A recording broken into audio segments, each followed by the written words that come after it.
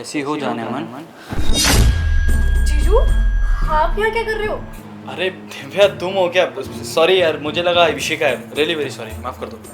ऐसे कैसे गलती हो गई जीजू? अरे क्यों नहीं हो सकती दिव्या, तुमने उसी का सूट पहना है ना। उसका सूट मुझे लगा कि वो चादर ठीक कर रही है, मैं इसलिए पीछे से आके पकड़ लिया। कोई बड़ी बात थोड़ी है इसमें। ऐसे कैसे गलती हो सकती है? और दीदी आपकी वाइफ है। कल को दीदी के घर में कोई रहने आया और उन्होंने कपड़े पहन लिए उनके, तो हाँ फिर से ये गलती करेंगे? अरे यार दिव्या, इतना कौन सोचता है, हो जाती है कभी कभी मिस्टेक। सॉरी बोल तो रहा हूँ, और जानबूझ के थोड़ी किया है मैंने। और ऐसा नहीं है कि मैं करता ही रहता हूँ, पहली बार हुआ है ना ऐसा। It's okay.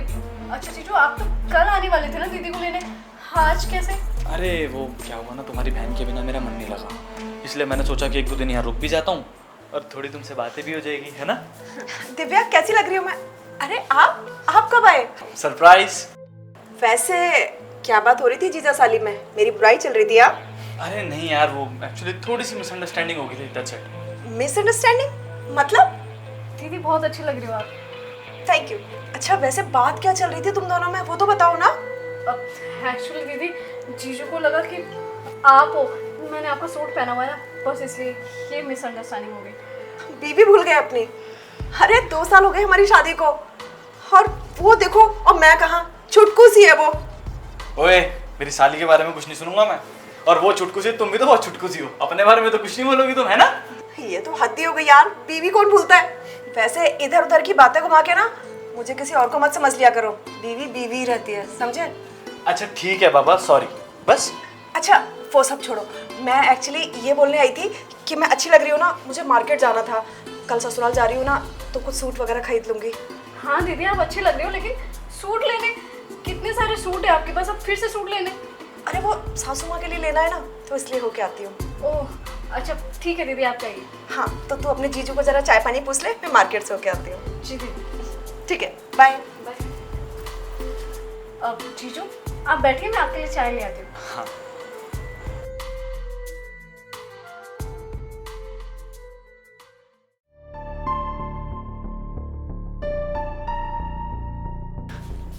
जीजू पानी।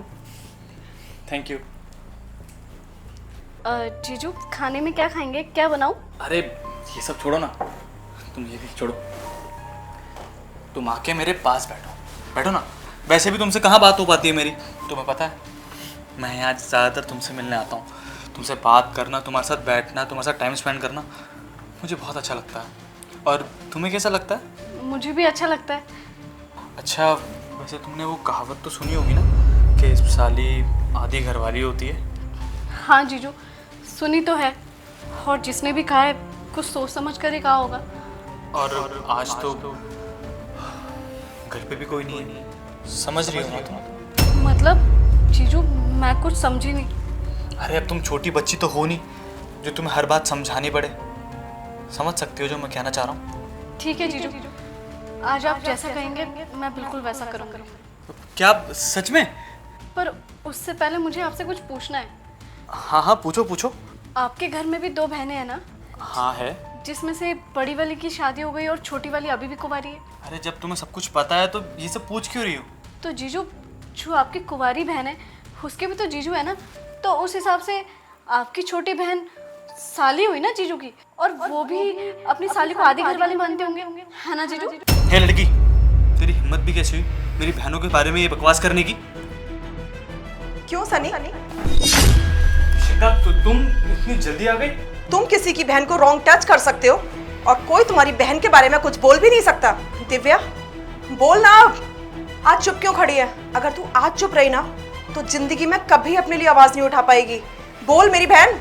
जीजू आप जब इस घर में आते हो ना, आप तो बिना झिझक के खुशी खुशी आ जाते हो, लेकिन आपने कभी सोचा है कि मुझे कितनी प्रॉब्लम होती है? अरे आप जैसे ही घर पे आते हैं मुझे अगले ही पल डर खाता है कि आप अगला पल आप क्या करने वाले हैं। कभी सोचा भी आपने मेरे ऊपर क्या बीतती होगी, मुझे प्रॉब्लम होती होगी? लेकिन नहीं जीजू, आप तो अपनी हरकतों से बाजी आने को राजी नहीं थे।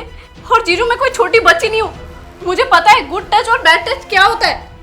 आपने कभी सोचा आपके इस व्यवहार से मेरे ऊपर क्या बीतती होगी?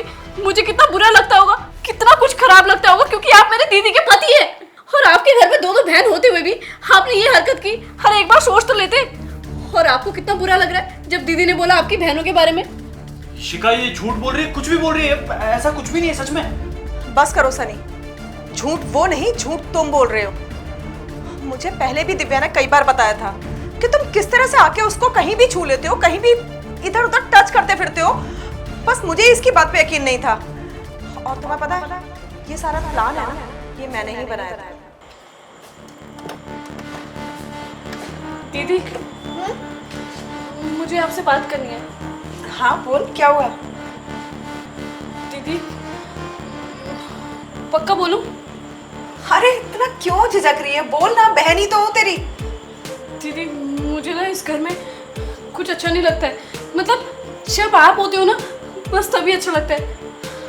लेकिन मैं तो हमेशा तेरे साथ रहती हूँ। क्या हो गया दिव्या? दीदी, जीजू के बारे में कुछ बताना था। जीजू के बारे में? हाँ बता। दीदी, जीजू ना बिल्कुल अच्छे नहीं है। वो ना मेरे साथ बिल्कुल अच्छे से नहीं रहते, मुझे गलत तरीके से टच करते हैं।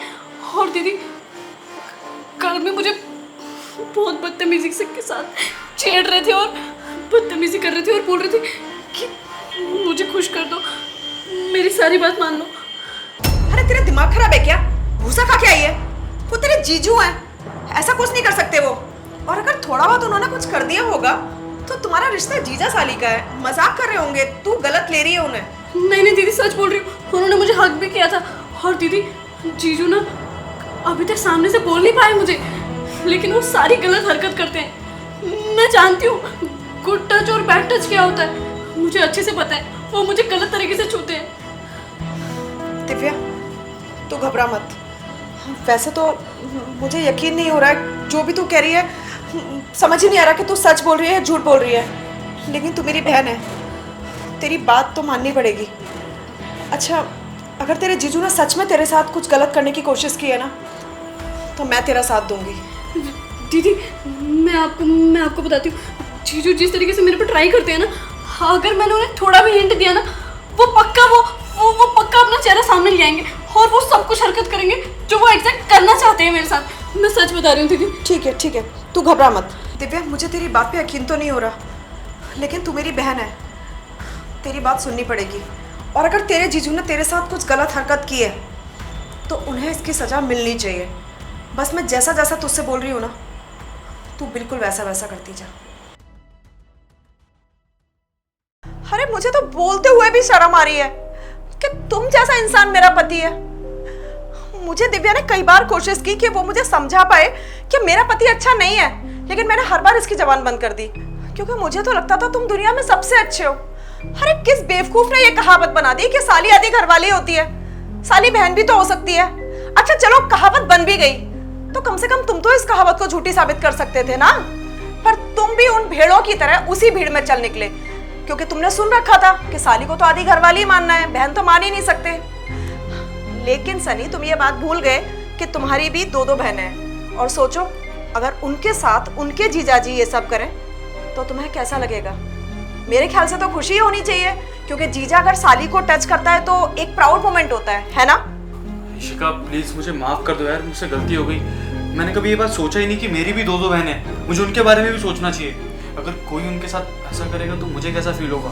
और अभी जैसे दिव्या ने उसके बारे में कुछ कहा ना, मुझे बहुत गुस्सा आया था। और आज मुझे समझ में भी आ गया कि कितना गलत था, मैं कितना बुरा कर रहा था। Divya, I am really very sorry यार। आई प्रॉमिस, मैं आज के बाद जैसे अपनी बहनों को देखता हूँ वैसे तुम्हें भी देखूंगा, कसम से। इशिका प्लीज़ एक लास्ट चांस दे दो मुझे। I am really very sorry यार। आई प्रॉमिस आज के बाद कभी ऐसा नहीं होगा।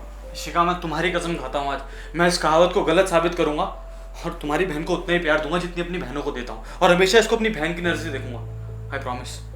माफ कर दो, कितना छोटा सा वर्ड है ना, सॉरी। माफ कर दो। तुम्हें पता है, हमारी मजबूरी होती है तुम पतियों को माफ करना, क्योंकि हमारे पास इसके अलावा और कोई ऑप्शन नहीं होता ना। क्योंकि हमारी भारतीय संस्कृति में हम पतियों को छोड़ नहीं सकते, अगर छोड़ देंगे तो भी गलत औरतों को ही समझा जाएगा। ठीक है सनी, आज मैं तुम्हें माफ करती हूँ, लेकिन ये तुम्हारे लिए लास्ट होगा।